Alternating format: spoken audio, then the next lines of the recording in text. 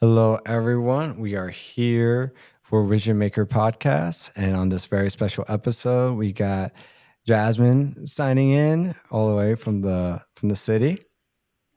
So, Jazz, would you like to introduce yourself to everyone? Yeah, I'm Jasmine. I'm a New York based writer, director, filmmaker, actress. No, that's great. And yeah, and I've seen some of your work and everything like that, but really I'm kind of interested into first hearing about how you got into really doing your own projects and really got into these passion projects that you are doing now and how that journey led you into this. Well, I started out as an actress, and I just got sick and tired of waiting for people to give me a fucking job. Oh, wait, I'm sorry. I never asked if I can curse. Just go for it. Go for it. We Okay. can always deal with it Um, later. okay. I I started out as an actress many years since I was like 18. I started and doing small things here and there, and I'm trying to build my career, and it's just really frustrating when you really want to get into those rooms, those really important big rooms, and never feeling good enough and never finding your way in. And I always felt like I had a lot to give and a lot that I wanted to express and different characters I wanted to play. So honestly, it just came from wanting to give myself work and do things that it made me excited and motivated me, and not just those like little commercials where it's like, ooh, this drink is yummy. Mm. Like that doesn't get me going, you know. So it just came from uh, just wanting to create my own work and just explore that and explore storytelling and also get better at writing. Writing also led me to want to make it. I want to see it visually happen. So that's what I did. No, that's amazing, amazing. It really took I love this form of expression and now it's like but when it's when the creative control really is in other people's hands, you're just like, yo, but this is Yeah. not aligned with what I'm trying to do here. This is not creatively No. or passionately activate me. Yeah. Or like auditioning for those one-liners and those TV shows, and it's like, but I can do so much more. I want to play. So Yeah, I I mean, gave myself the space to do it. no, I love that. And I mean a lot of people would argue, and because I've heard this a lot before with a lot of my actor friends. It's like you argue it's like, well, you gotta pay your dues. You gotta I do your paid my time. dues, god damn it. Exactly. And it's like, but that's the thing is also is like in anything, you could just do it, take charge. And Yeah. like, no, there's no need to really wait. And sometimes Mhm. that is what helps propel you even more, Oh you know? yeah. Mhm. Especially if you know you're meant for more, it's like, this is below my capacity right now. Yeah. So you gave yourself a time to shine. And I noticed um so one of the big things speaking about your journey, and I love that because now you do a lot of writing, and I was looking at going through all your work and everything before this, and I noticed you had two things, especially in the beginning. You had your improv comedy that you like to do, and then you have, which is more on the acting side, of course, but then you also have a lot of horror shorts and Yeah. films. So was that like how did that start? Because I noticed a shift. Like now, more recently, you're doing a lot of comedy stuff and some horror comedy, but before it was a lot of horror stuff, and it was some really well received horror films like The Raven and different things like that. um well, thank you for looking through all my stuff first of all. Um yeah, I always loved horror. And I started working with Human Pincushion Productions, which was a horror company specifically, and we started out trying to put horror on stage. So I wrote a one act play for the stage that was horror, and then the pandemic happened, and then we had to switch to actually making films and stuff. So honestly, the focus with horror is because I had a platform for it, and I had other people around me at that point that wanted to make horror and were excited about making horror. So it's like that, you know, when other people are excited about a thing, it feeds you, and you guys feed each other's energy, and you're like, yeah, let's make that, let's make it.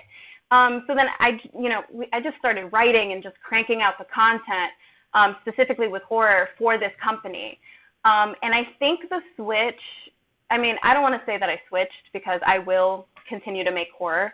But I think there came a point where I was like, man, I just want to laugh. Like I love comedy, and I get a lot of joy from making horror, but I just wanted to be around specifically silly, over the top people. And so I was like, I'm gonna take a break, and I started doing a lot of improv, a lot of sketch comedy, surrounding myself with a different group of people who were excited about comedy and wanted to do comedy. So then that, you know, like I said, the energy feeds your energy, and you're like, I'm like, all right, all right. So I'm gonna start making comedy, and I started a sketch team where we write our sketches and perform them at the Players Theater in the Village in Manhattan, if you're around.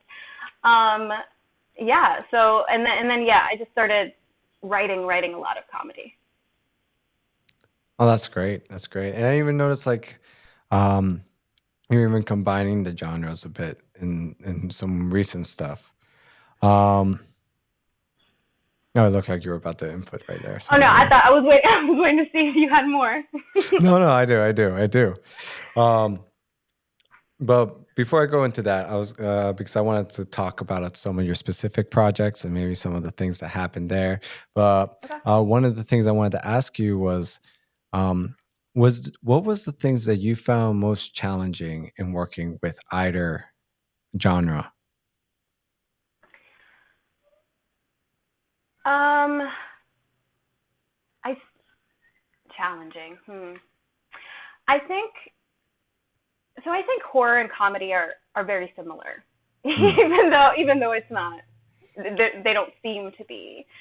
But I would say probably the punchline when it comes to horror and comedy. When it comes mm, to horror, it's like you're setting up the suspense, you're setting up this thing, and for the scare, and the scare is the punchline. And then the same thing with comedy as well. And also timing could be tricky on the day when you're acting. Um, Sometimes when it comes to editing, it could be tricky. When it comes to comedy, getting the timing right. But honestly, there's more. There's more like exciting things about both of the about tackling both of those things, horror and comedy. You know? that's amazing. I never thought about the similarities, but when you put it that way, it really is the build to a punchline to where there's the laugh moment or the scare moment, and then Yeah, and all of that is all about timing because you don't yeah, want to the suspense can't drag on for like 30 minutes before there's anything because then people are just like, okay, I can't wait anymore. It's the yeah, same thing with a joke. It's like, wait, where was this going? And at the same time, if it comes too quick, you don't have enough build to it yeah. to really hit the same way. So it's interesting that I never thought of it that way, but like when you put it that way, I see the I mean, I structurally think there's it's more. Yeah, I think that yeah. they have a lot more in common. Like horror and comedy are just like over the top, right? Like two They're sides of over the the same top. coin, it almost sounds Exactly, like. 100%. And I'm very over the top. And and with comedy and horror, they're both very like visceral. Like you feel some very strong emotion, whether that be fear and it's like at a 10, or you're feeling like those belly laughs and it's at a 10. Like I love the over the topness and like really fully feeling whatever it is that we're throwing at you in that horror or in that And comedy, you know. I really feel that come across in your work. I do feel it. Thank you. I Thanks. feel it. I feel it. It has um yeah, from here we can definitely talk about some specific projects I love to hear more about. Um and speaking about over the top, for me I like the and I don't want to get this wrong because I don't think she would appreciate it very much. Uh The Life of a Pop Star. Oh, Jazmine. Jasmine, Here, this Jasmine. is how you remember it. Literally, it's my name, Yeah, Jasmine, just with the sh at the there we beginning go. There we go. Because I keep saying I because want to it's say ridiculous. Jasmine, but I'm like, it's not Jasmine, but it's Jasmine. Got it. Jasmine. Exactly. Jasmine, Life of a Pop Star, though, I think really in the comedy aspect, I love how it was filmed too, because it gave me like almost that Parks and Recs office kind of like Nice. docu series vibe to it. Yeah. And then the joking side was like it was bouncing on even a little harder in that. But I love the flow of it, and there's definitely some like over the top outrageous ideas going on in there. But kind of tell me about that process of how this brainchild came about, a little bit of the backstory to that, if you don't mind. um, yeah, borderline unbelievable things that happen. um, yeah, so Jasmine, like that character, has been in my brain for years, and I didn't know what to do with her. Initially, the idea, the character came from this thought of like wanting to write a sketch, poking fun at pop stars. Like I think nowadays pop stars mostly write their own music, but like back in the day they didn't. So like I mean I don't know. Um, a lot of them will like they'll sing a song. I'll give an example. I love Ariana Grande. She's great, whatever. But there's I remember this interview, and this is where I really got the idea. She was like she was talking about some song called Focus on Me. And it's just like the song is just about focus on me and look at me, I'm really hot, right? But then in the interview she's like, I'm in the song I'm singing about, focus on me, but what I mean is focus on my insides. And I was like, what? Why are you turning this superficial song into something that's like more deeper than what it is? Bitch, no, it's not. Oh, again, I love Ariana Grande. Listen to her all the time. But I just thought it was really funny. So then Yeah. I started thinking about like it could be funny if like if I did like this character who's like being interviewed and she's like, oh yeah, my song about dick and balls is just like it's about the patriarchy.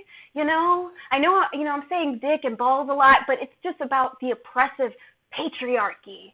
Or like, hey, put it in my butt song is about how I'm a beautiful person on the inside. Like, what are you talking about? So It that writes that itself. yeah, so like that I just kind of jumped off of that, and then I kind of filmed a little kind of documentary thing as Jazmine with some friends as for fun. Like before I started like really getting into filmmaking and making my own stuff, it was something that I kind of shot on my phone. Um, but that character's just been there in the back of my mind. I'm like, man, I could do so much with that, but then S- finally I just did it.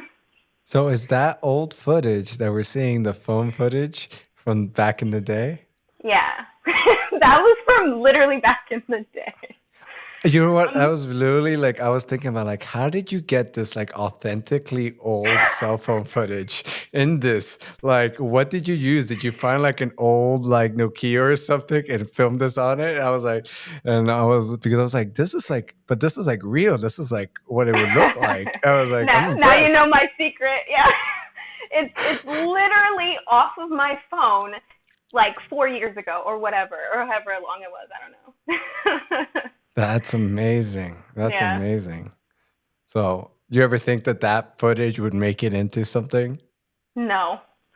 No. There's so many things where I'll think of a concept or a character, and then it just kind of ruminates in my brain for a very long time before I put it out there, where it changes into something else. And I didn't know that I was going to change it into something else, or I didn't even know I was going to actually make this thing. I thought it was just something that I kind of wanted to get down on the page, and then I just did it.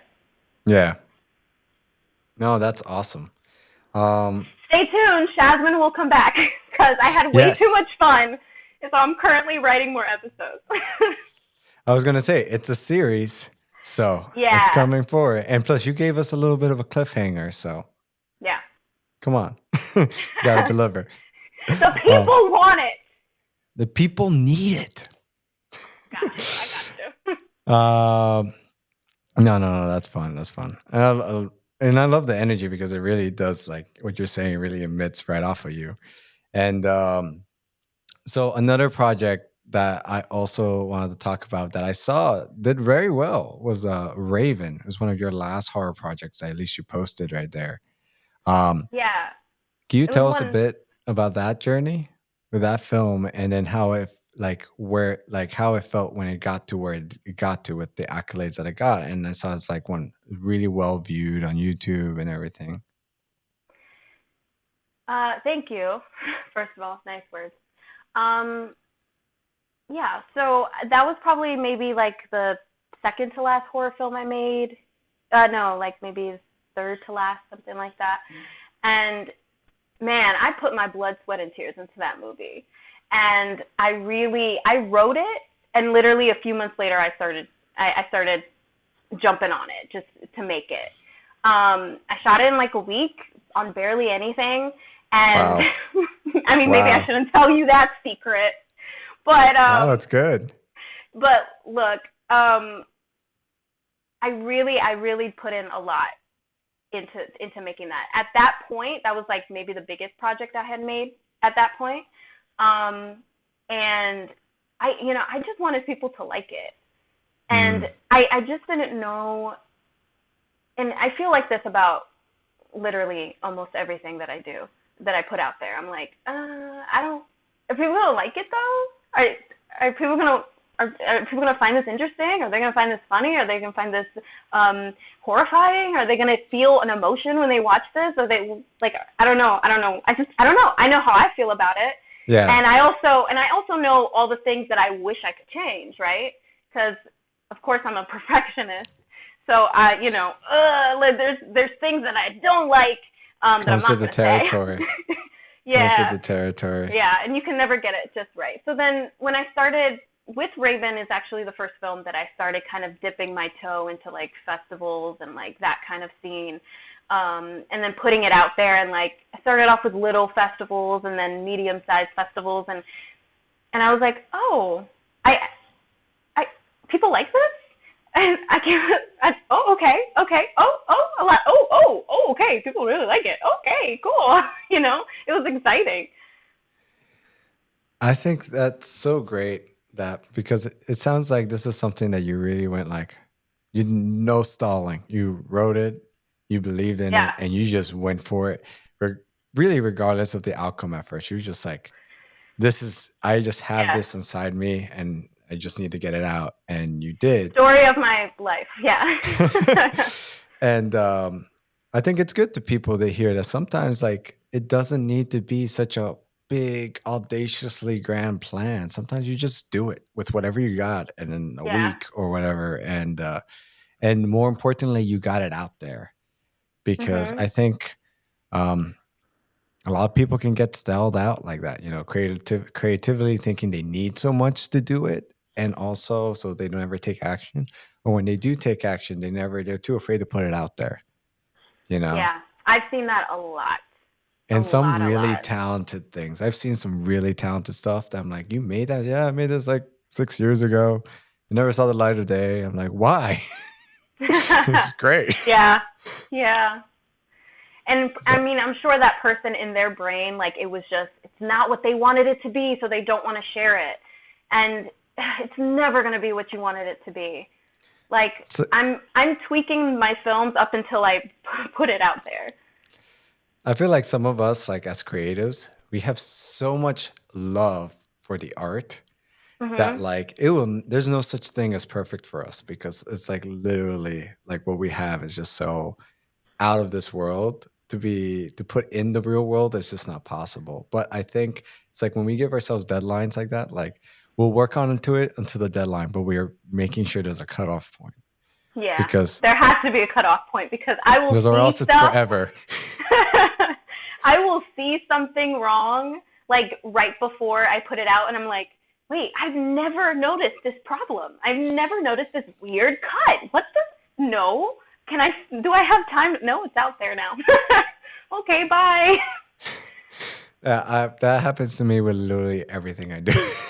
I just like every time I rewatch something, I'm like, well, here's the laundry list of things I could have done better. Or like, You make the list anyways, just so you know what you could have done better. I've but I've actually done that.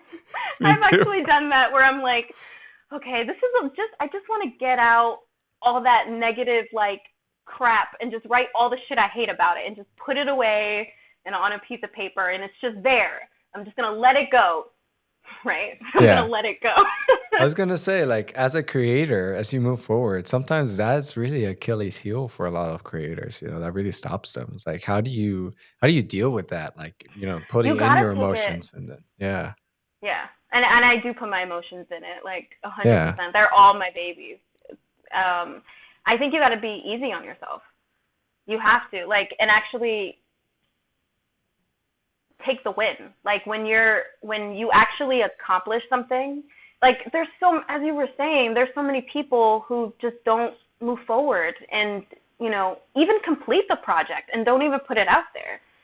And it's like just you know I there's a lot of stuff, and I have to remind myself of this all the time because I'm a perfectionist. I have to remind myself, look, I was able to execute this on this budget, tiny little shoestring budget. I was able to do this, and this and this and this part look really cool. And no one can really deny that those parts look cool. Everything else, okay, I don't know. Maybe that's passable. Nobody's gonna notice this. Like I have to talk myself into like being, trying to give myself a pat on the back and tell myself what is actually working and put myself up and be like, okay, this is working. It's fine. Just put it out there. It's so, because it's satisfying when you see something that you work so hard on, like, and I act and then write and then I produce the thing and sometimes I direct it and I'm building all these aspects to it as a writer, as an actor, as a director, and then for it to actually see it manifested, it's really satisfying. So I just remind myself how satisfying it is to see it done. And then I want to know what people think. and then you want to like constantly when the next project comes up and the same emotion comes up, you're probably just reminding Same yourself, thing. look Yeah. back at what you've done already. Yeah. Remember, Yes. it's like you And be said, like, like you've look, done I it on this accomplished this. before. Yeah. Like, holy crap, I filmed all of this in this amount of days? I can handle anything. It's like sometimes we have to be our own like little coach, or Yes. we have to be our own biggest fan. You got to And motivate yourself. Yeah. yeah, and I think another thing that like people need to understand is like just acknowledging a win is not boastful, it's not Yeah. prideful, it's real, just as real as your worries and the mistakes. Yeah. Is the same with the praise and the wins. Like Mhm. it's you can't just say the positive stuff is all like it's people just saying things, and then all the negative stuff. Oh, that's 100% true. You can't just do that. You have to give equal party to both, and I Yeah. think a lot of people forget that. Yeah. You know, so no, I think that's important, and that's like a thing that like a lot of us creatives deal with for sure. Um, you know, and then So I also heard there was so I noticed this in the Raven, there's like a blink and you miss it type moment with this like Oh. stab punch in. It's like, Uh-huh. you know, I sense by that reaction, it's like oh yeah, I know where this is going. Did do you want to No, a what little are bit you of the going to go ahead, go backstory. ahead. Go ahead. Wait, you want to know about like that whole sequence or Yeah, yeah, about that okay, okay. sequence and about like the behind the scenes, how you got that and Oh, all okay. that, and like and also it's like, the choice of like keeping that clip like so quick. Yeah. Yeah. Yeah. The editing helped, but also there was a lot of practical things we did on set, like how did we hold on, it's been a while. Okay, oh, so the part where the stabbing is like that, that close up. Yeah, I like that. Yeah. Yeah. So that was like, I think it was like a cabbage head, a head of a cabbage, right? And Okay. then, right? Yes, that's right. And then the blood, that we put like a bag of blood, and then we put my dress on top of that, and then we did a Oh, real extreme close up and stabbed it, and like we smushed it up to kind of make it look like a tummy. yeah. So it was literally a head of cabbage It was a inside head of of a cabbage dress that was squished already, and you were just like, oh, and then you just with a kept bag of repeating blood. With a bag of little blood. in it. Okay. Yeah. Oh man, And and was that like a one take type of thing? that was a one take. Yeah. And then also the guts part. Wait, hold on. Let me not say that. Actually, go watch the movie if you haven't seen Raven. I don't want to tell you. No, that's enough of a good hint. Okay, okay. Definitely, I'm not gonna say anything definitely. else. Oh, What was I gonna say? Oh, there was other things too that we were able to do on that film that I was like, oh fuck yeah, we fucking did it. And one of the parts was like yeah, you could break Raven's down like one apartment. of them for us for sure. Okay, this one's safe. So Okay. Raven had her own apartment, right, in the same building, and Rachel, the other character, comes into her apartment at one point. We shot that scene at the very end, like on day 8, and that Okay. was a completely different apartment that wasn't in the same building.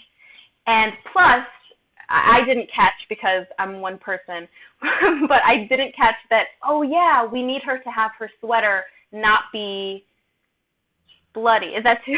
Yeah, yeah, yeah, Okay, I got you. I got you. her sweater was like messed up, right? So Yeah. her sweater was completely destroyed. So what I had to do was like run to the store where I got it, try to find a similar sweater. I found the same sweater, but in a different color. But it worked out because the lights were all funky, and you can't even tell that she's wearing a completely different sweater than before, than all Wow. those other scenes. So that's Yeah, crazy because I remember I know what you're talking about, and I did not like would have picked up on that at all. yeah, Oh wow. So that's cool though because I feel like in our world we do a hmm lot of that finagling of yes, like assets and material because in most productions you don't film everything in sequential order. You film them in like where we need the location to be, and it's like all out of order, and then you have to like piece them together in the edit, yeah. I've and done then a lot of that finessing, that it's a lot of problem solving all the time. and just keeping track of the continuality of keep Continuity. continuity. Thank you. Yeah, Of the continuity of everything. It's like it's such a small thing, but it's so important because those are yeah, the things that everyone on Reddit is going to go over crazy about in the comments section usually. really. Yeah, yeah. I mean, one day when I have the budget that I want, Hmm. I'll be able to have a full team to stay on top of all of that instead of it being just me being on top Yeah. of all of it and then missing things every now and then. But Yeah. Well, I've been able to stay on top of stuff enough where it's not. There's a lot of stuff that I feel like I missed, but it wasn't. It's not super noticeable. Thank God. no, I think you've done well, especially with the timelines you're telling me. Like you've been putting out some really good stuff, and I also noticed like for Life of a Pop Star and everything, you've built up these good teams. So are you like tell me about that because I know like you wrote that and that's one of your brainchilds. Um, how was it like building these teams up? Are these most of these friends, or are you like actively looking for people who want to be involved in projects like this? I'm actively looking for people. Yeah, like almost. And not that I haven't worked with the same people over and over again, because I definitely have. But usually I kind of build a new team for every project, which is great because then you find these gems of people, and then you're able to be like, hey, I want to. Our vibe works. Let's work together again. So I love networking and I love collaborating. I love collaborating, and I love working with people who know more than me, and people that I can learn from, you know. I love And that mindset. Yeah. yeah, Can you speak a little more to that? Because that's such a unique mindset. And really, I'm saying that because a lot of people I feel like have ideas. A lot of people are like want to be directors or writers or actors, and I don't meet many people in our industry who are like you said, I want to do this myself, and actually has a mindset that's like, well, some people do have that, and then they do it all themselves. But then, and I'm hearing the difference here is that you're like, okay, I want to do this right. So I'm going to get a team. I'm going to figure out what I need. I have no ego about any of these processes. I just know what I need, and I need people who can execute in all these areas. mhm. Um, it sounds like that was pretty much like right off the bat, like you thought of that. Is that how you came to like that thinking, or what was the mindset Well, behind like I need a team to do this right?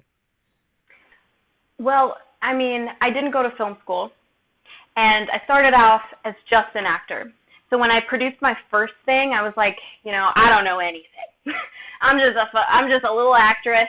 Um, Teach me stuff, and like, doing interviews and meeting people and trying to bring a crew together. That first experience was such a learning experience. And then I knew what I liked and what I didn't like, and the type of people I liked to work with and the people that I didn't like to work with.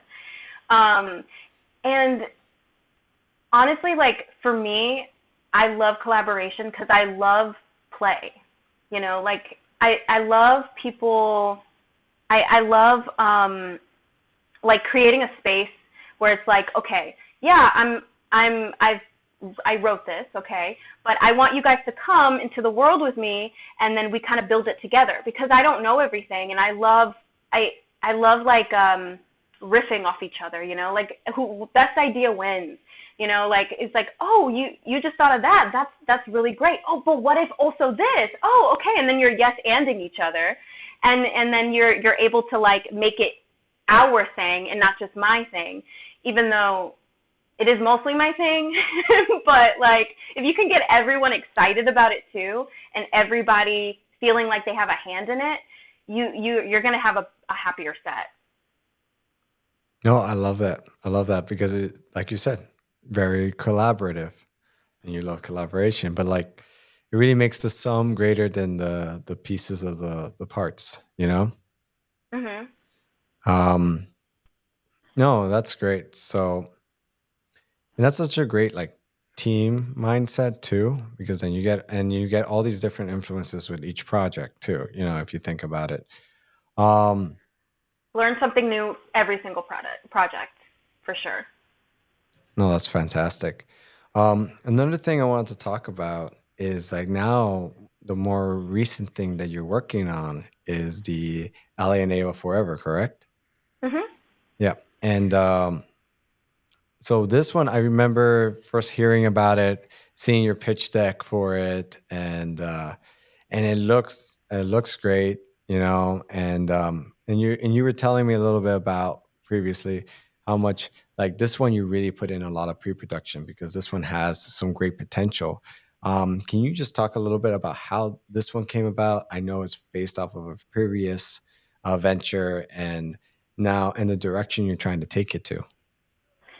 Yeah. So Ava and Eli Forever is a series I've been working on for maybe 2 years or so, maybe a little bit more.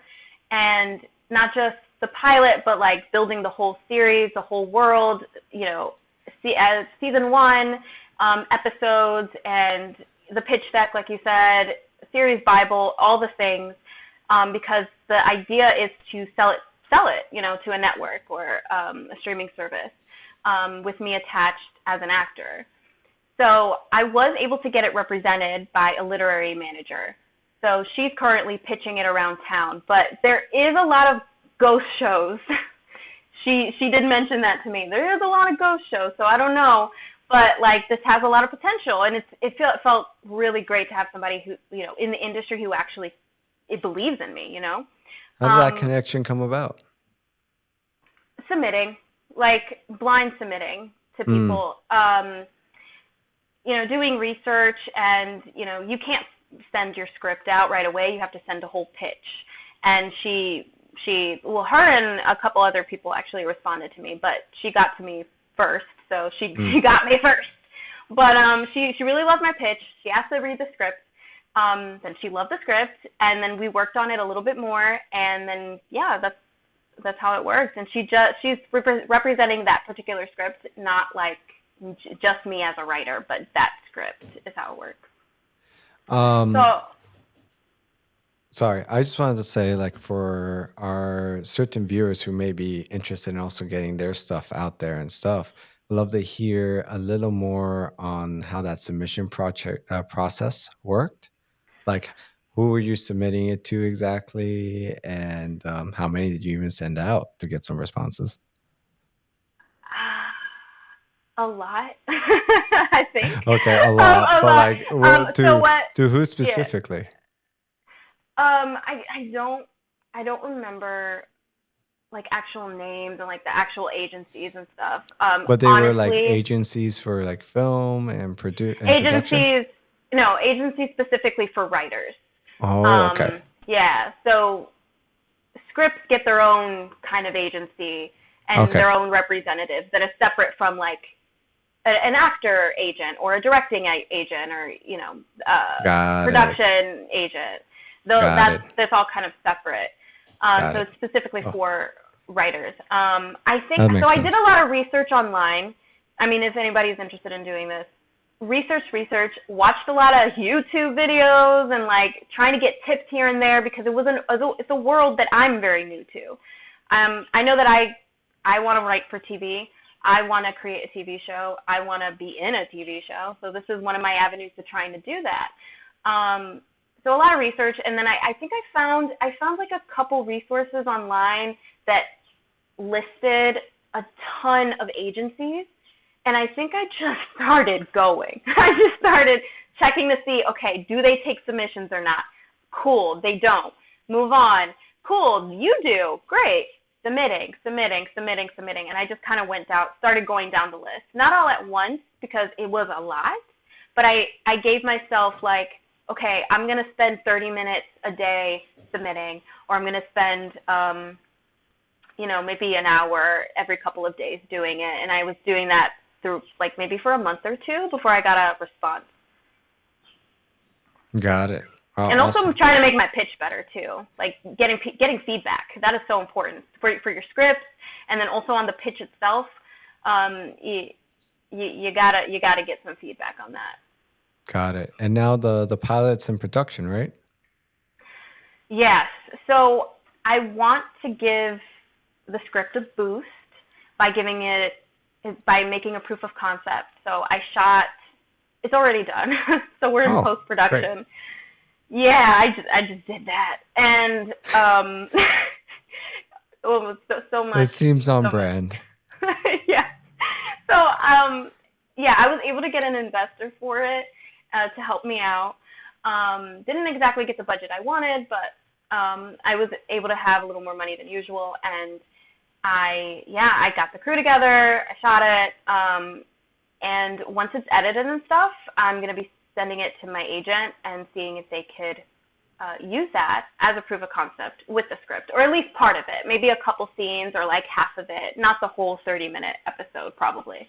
But yeah, that's what the plan is. I'm also going to submit it to festivals and see if I can get attention on it that way as well. I think that's very smart. I think you got a good plan going. And Thank I, you. and but Thank I you. I totally, overthink all of it.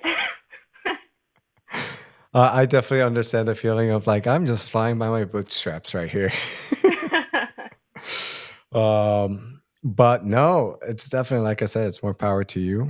Um, and I saw you already promoting it on Instagram with some BTS and stuff like that. So Yeah. that's great. I'm assuming that like you also just put a crew together for that, like that, Yeah. based on people you knew and stuff. Um, Yeah. Oh, I was just gonna say, for this was like the biggest project that I've had to do that I've done up until now at this point. And with every project I make, a new something I never had to deal with before comes up. And with this particular project, there was like a couple tricky things when it came to crew that I kept running up against. Did But you like, you want to share any of that? I mean, look, if I share that, I'm gonna take up too much time because I'm gonna go on, and then I'm gonna get frustrated. Like I Oh, know it's okay. already I done. got you. Yo, like I know I it's can done. already see it building up and Like I'm already upset, okay? Like it's okay, still I very got you. fresh. It's so fresh, you know? I like right after that shoot, I got so like God, I was so stressed. But I did it and then like the next day I was like, man, I need to do something crazy, right? What can I do? I need to release this stress. So then I went and got my cartilage pierced. Nice. That was like the craziest thing I could have came up with. But I was like, yeah, give me the pain. I don't know. I'm You're like, I crazy. just need some form of change. I need I a got you. release right now because I'm wired. Whew. Okay, time to reset. I got you. I got you. Now it's in post, and you can see it all come together and all the Yeah, magic. it's in post. Ah. Yeah, and then also post production is a whole other thing, because when I see the first draft, I'm excited because I'm like, whoa, it all comes together. It all works. That's amazing. But then, of course, after that first draft, then you start getting really critical about everything. And then it's like draft after draft after draft after draft after tweak after tweak after tweak, You already Yeah. know. Yeah, but like it's true though. It's like the first one, it's like, okay, now I see a whole new product. But then the thing is every draft after that, it's a slight variation, so it's not Yeah. as wow. So you start to be okay with all the good parts. And then now all you see is like the little things like, Yeah. oh no, there's that. And then there's that. Yeah. And then the It, perfectionism starts to get triggered. yeah, and there's like a lot of special effects more than usual in this one. So I haven't gotten to that part yet. So it's just Yeah. the regular cut right now, but I am Okay. nervous. Yeah. I mean, I guess it just goes back to having that grace with Yeah. ourselves too and remembering, okay, is that worth another revision or not? Like Yeah. where, because of course you can only do so many revisions. Yeah. But Yeah, I've that's why heard you give yourself a deadline. I know. I mean, it's funny. I hear big studios do that too because it's like I've heard of big, big budget movies, even Marvel movies and stuff like that. You think like these ultra high budget movies, and they're working. You got post production houses doing tweaks like 5 days before the premiere, 3 days before the premiere. I imagine, because I mean, as the director or whoever's in charge, like you want to put the best thing out there. So like if there's something in your control that you can change before you can't take it back, just do Hmm. it. Just do it because you don't want to regret it. I got it. I got no. It makes total sense though. But the nice thing is now you have that deadline, so it's not like you're gonna prolong it forever. But you get Yeah. you got up to that deadline Yeah. to drill away. Um, One thing I would so now that we're talking a lot about like these finished products and like the whole process, um, can you define what success looks like to you? Like how you would define success when it comes to your these projects and all of them being your passion, your babies as you call them. All my babies. Um, I think I mean, success is what I'm doing. Like what I'm doing now is success. I mean, yes, I have an ultimate goal. I have multiple ultimate goals that I'm going for that really drive me forward and really make me want to make everything perfect and like move on to the next thing and do something else and do something else that keeps me going. But another thing I need to remind myself of, like the success that I have had, it's enough, and it is what it is. Because like when there's so many things that I've done that didn't exist, and now they exist. So like that in itself is success, right? And so Hmm. I know that if I don't, like, even if I never reach another level than where I'm at right now, it's still I'm still a success. Not, I mean, I couldn't do anything else anyway. Even if I knew, look, if I knew that I was never going to have more success than I do right now, I would literally keep doing this because what am I That's going to amazing. do? What am I going to do? Just be normal? Like, I'm not normal. So I've accepted that I'm not normal. So this is what I'm doing. No, I love that. I absolutely love that because it sounds like you have a really clear definition of the life you want to live and lifestyle. And it honestly sounds like what you're heading towards is just an expanded version of what you're doing now, like with bigger Yeah. budgets and just bigger teams and just bigger scale. But Yes. in but in actuality, it's literally what you're doing now already, like the lifestyle you have right now, just on obviously on a grander scale. Yeah. A- And it A hundred sounds percent. like, yeah, and it sounds like if I'm reading that right, is that it's like you realize it's like I have the lifestyle that I want now. So honestly, like, and I think a lot of people don't realize that because I think a lot of people share the same vision of success, but they add that dollar value or they add that like title or whatever. Yeah. But if they look at it, they may already be living that lifestyle that they're looking to get, you know, Mhm. may Yeah. not be at the scale that they're thinking about.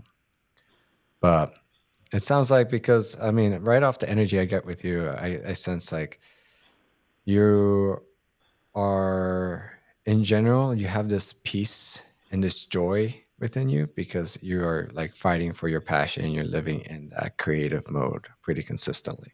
Am I wrong? I think so. I think you're right. No, hold on. That was two separate answers. Oh, Um, yes, you are correct. Um, although I wouldn't say peace, okay. That's true. but That's a loosely said. yeah, I mean, peaceful for me, I would say, Yes. Yes. because I have this like restless spirit, Yes. Yes. restless In, energy in, that in isn't relative to exactly, you, in yeah. relative to you as a person. So you know what? Yes, you're Yeah. correct. Keep it Yeah. simple. Yes. Yeah. I mean, I could say for myself, um, I like having a certain amount of chaos. I like a lot of what I like to do is I like to do like events, live things, things that I can get thrown into. There's a lot of like creative problem solving, bit of Yeah. like I have no idea what's coming, but let's do it. Um, Yeah. but that part of it is also like once you're done, you're done. You're out of it, and you can rest if you need to. Yeah. I can completely understand that because beautiful things can happen in chaos, you know? And I do like having control, but I also like not having control and kind of throwing myself into something, not exactly knowing what's going to happen. Because, who knows if I get inspired by something in the Yeah. moment. Like spontaneous things happen, and it's that also brings life to me. Yeah, it's almost like I like to say a creative dialogue with what's Yeah. happening around you, you know? Yeah. You use like everything is that, I think. You can use anything for that create to build that creativity and that flow. Flow is great when you're in a flow. Oh, I love that. And I love that like concept that um you can use um anything that's negative, anything that's happening around you is always an opportunity Yeah. to build into it. It doesn't necessarily have to be a roadblock. It's Yeah. more like it's not a end all be all, but it's just a challenge that makes things a little more interesting. Yeah. Yeah. Yep. That's definitely something I have to tell myself. Oh, another roadblock. Okay, here we go. Time to see what happens Yeah. as we're gonna this train ain't stopping. That's for sure. 100%, right? Like, I'm not gonna stop. Like, I can't stop. Like, this is happening, and I'm gonna make it happen. There It's may not be how train easy is tracks that gonna be? anymore, but Yeah, I might be literally jumping off a cliff. But it's gonna happen, and then it's gonna be what it is, and whatever it was meant to be, it'll be. And awesome. whatever the the roadblock was, or whatever comes up that feels like so bad in the moment, you're gonna learn from it. You're gonna learn from it. You're gonna know what you want and what you don't want, and how to handle it next time.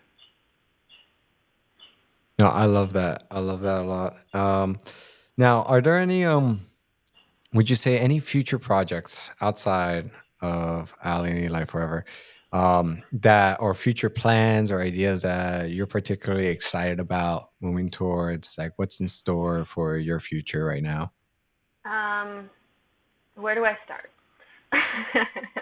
No, That's a good so answer. okay, so I am releasing a web series that I shot last summer, under my new production company, Simmering Fire Productions, which is where I released Jazmin, the Life of a Pop Star. So Yes. it's a 5 episode web series. I'm going to release it all throughout the summer, submit that to festivals as well. Um, there are a few projects coming up that I'm also really excited about. That's just been like they're scripts that just been, you know, on my laptop for the longest time. That I'm like, man, if I make this, it's gonna be just a blast. It's gonna be so much fun. And they're all very different. Like one of them's a horror, one of them is a comedy, one of them is like this weird absurdist thing that I'm not going to say too much about. But yeah, I'm excited to tackle those things. And my hope is that I'm able to shoot all of them this year, but I won't say that I haven't accomplished something like that, but we'll see. um, Also, my sketch team is performing next Saturday, and we'll oh, be performing again and again and again. So follow us on Instagram. that is a good. What's the name of your sketch team? A series of unfortunate folks. Okay, we'll make sure to plug in everything at the end too, so this way people don't forget. Nice. Um, no, no, no, my pleasure, my pleasure. Would you one thing I would love to hear is for anybody who's up and coming, trying to get into, production in general, trying to wanting to do their own creative projects, become, as a writer, maybe as an actor who's like you, tired of not being able to do their own ideas, or people who just have a creative vision and are trying to get into film. Was there anything that you feel is from your experience, because now you've really been in the gauntlet in a lot of areas, um, that you feel would be helpful to them that you would advise, or even wish that you could have told yourself in the beginning? Um, do it. Just do it. Like if you're an actor, if you're wanting to be an actor, and you're just thinking about it, you're like, I just, I want to be, do this and do that. I want to learn and all that. Get yourself in a class. Start auditioning. Just go for it. If you're wanting to be a writer, write. Just write. Like, don't be afraid to write something shitty. Like, some of the stuff is not going to be good, but you need to get pen to paper. And I mean, and as a filmmaker, if you want to make films, just find a community of like-minded people and people who also are wanting to do that as well, and build each other up and push each other and hold each other accountable and actually do it. Just do it. Research. But just learn, be a sponge. I think that's fantastic. Yeah, no, 100%. I echo all those things, but I think the biggest thing I just heard is really just take action.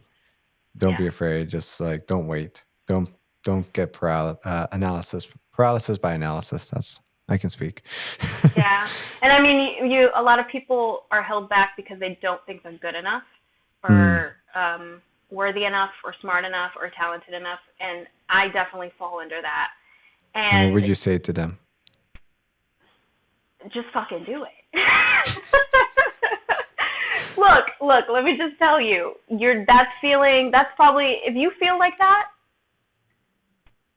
give yourself the tools to be more confident. Like if you get in a class and you'll start learning as an actor a technique that you can fall on and when you're on set or on stage. Get yourself in a writing class. You know, get the tools and training you need to give yourself the confidence. And also, by the way, those feelings are still not going to go away. But you still have to put yourself out there because otherwise you'll never know. And even if you know you weren't brilliant in this particular thing or that particular thing, it's still a learning experience. Yeah. Even Mhm. the I had yeah, no, I had one coach who used to say that it's not when it's like it's not either you're winning or losing. It's you're winning or you're learning. Yeah. You Like know? if you're gonna fall, fall forward. If that makes sense. Yeah. That's a book actually. Falling Oh, that's a forward. book. Yeah. Yo, that's something my acting teacher used to tell me. Used to tell the class. Yeah, I mean, yeah, it's actually one of those like self-help books by John Right. Maxwell, Falling Forward. So I'm a cliche. And you know what? That's okay. That's Because it okay. makes me feel better. No, but it's just if anything, it adds to the point that it's a thing. People are like that. It's true, should be listened to, and like you said, everything's an opportunity. Um, Yeah. What? Hold on. I got another good one. oh, go for um, it. hold on. I just heard this recently and I loved it. If there's no room for you at the table, build yourself a seat. I love that. Boom. You're welcome. Mic drop. I feel like that Oh, really applies to me. I mean, that's sometimes the best things are the things you say talking to yourself, Yeah. because those are like the realists. Mhm. Um, no, I mean, I want to say now is just like I feel like I got like a million more questions now, but We'll as hang out sometime and some other time, chat. But either way, I wanted to say thank you so much for hopping on today, for sharing your experiences and your stories. As always, you can follow us on Vision Maker Podcast across social media, TikTok, YouTube, everything. Um, we get things out pretty much every week, and you could also follow the studio at Vision Maker Studio, Vision Maker Productions. And Jasmine, where can the good people find you and your escapades? Well, first of all, thank you for having me. And also, you can find me on Instagram or Facebook, Jazmine Cornielle, JazmineCornielle on Instagram. Also, please follow my new production company's Instagram, Simmering Fire Productions. I'm gonna start dropping a lot of stuff on there, so you're gonna want to stay tuned, especially if you like Shazmin. Go watch Shazmin, The Life of a Pop Star, on Simmering Fire Productions YouTube channel. Also on there, you can find a playlist of most of my films and most of the things I produce. So if you're interested in kind of poking around at the stuff that I've produced and written and acted in, you can kind of poke around. Oh, awesome. Oh, one more thing. If you're in New Yes. York, if you're in New York City, come to our next sketch show. Um, a series of unfortunate folks. Follow us on Instagram, and we also have a YouTube. I love the I name, have by the too way. many things. Thank you. I always gotta have a little bit of a dark twist to stuff, right? Like literally, even when it's comedy, there's a little bit of a dark twist to it. But yeah, thank you, and I know that's a lot of plugging that I just did. It's okay. It's okay. It's all in the name of the biz, right? Yeah. That's good. Okay. Well, have a good one and Thank you. bye.